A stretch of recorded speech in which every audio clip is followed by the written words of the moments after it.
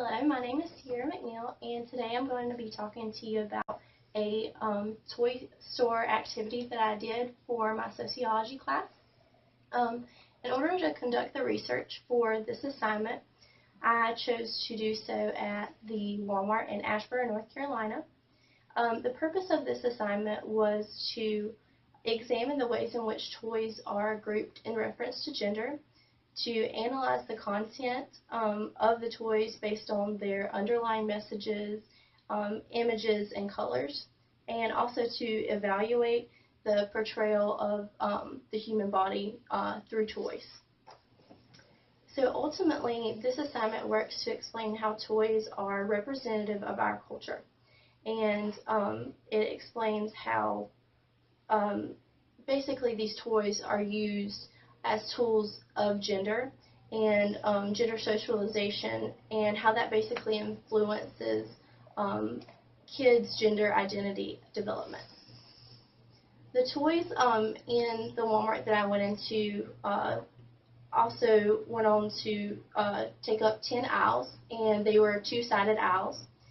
These toys had clear distinctions between the aisles, as you know, whether or not they were an aisle for girls or an aisle for just boy toys. They appeared to also be organized by activity interests and also age. So, like, you know, if you were interested in outdoor activities or you were interested in dolls or art. In my opinion, Asheboro Walmart actually had a large selection of toys considering what a small town it is. When I analyzed the content of the toy section, it was clearly evident to me that the majority of the toys there actually were gender-specific toys, which I hadn't realized before. There were aisles that were either made up of a sea of blue, or they were made up of a mound of pink packaging with bows and hearts and butterflies and all kinds of frilly things for girls.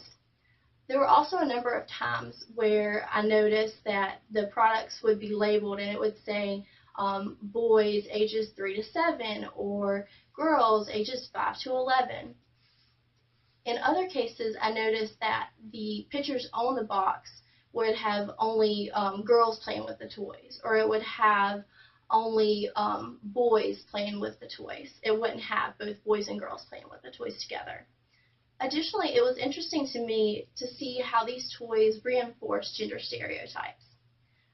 For instance, not one time while I was there did I see a toy that was marketed for boys that was centered around cleaning or taking care of children or cooking. Like, all of those were specifically geared towards girl children.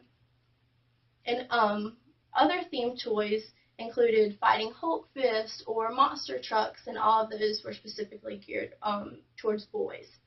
Also, I noticed that even products that I didn't expect to be gender specific, like arts and crafts or Play-Doh sets, in fact did become gender specific based on activity interests. So, like, for instance, there would be coloring books, and it would either be, you know, monster trucks, or it would be butterflies or princess coloring books. Furthermore, when I went on to look at toys that reflected miniature versions of people, it was interesting to see how it gave rise to hyper-masculine and hyper-feminine unrealistic standards of beauty.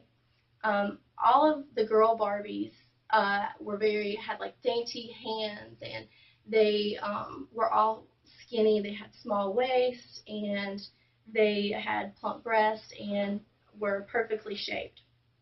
Barbie's husband, on the other hand, was very tall. He always had large muscles and a well-defined abdomen, and was just in renowned shape for any man that I've ever seen. It also was blatantly obvious to me that whiteness seemed to rule the world of Barbies, dolls, superheroes, and action figures. These toys in no way were representative of multiculturalism. In a few instances where I noticed some examples of minority groups in these toys, I also noticed that the skin on the Barbies or the dolls tended to be lighter than what it might be in real life.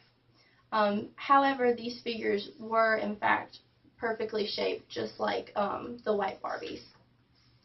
Not until I completed this assignment did I realize how gendered the toys and the stuff we buy for our children really are. Using this sociological lens that I did, I was able to have my eyes really opened up and to see how disturbing and to what severity these toys that we buy for our children are and how gendered they are. I can remember as a child going through Walmart myself saying, oh, I don't want to go down that aisle, Mom, because that's a boy aisle. But what I didn't realize was, even as I got older, I didn't realize that so many items were gendered that I hadn't even thought would be gendered, like coloring books or arts and crafts or Play-Doh sets, and just that all of these products were so gender specific. Altogether, these products work to reinforce gender stereotypes and emphasize ideals of beauty and femininity and masculinity that are not appropriate. Essentially, I feel like that it's this very construct of toys and how gender specific they are that could be what is preventing our nation from becoming and progressing to a nation of equality.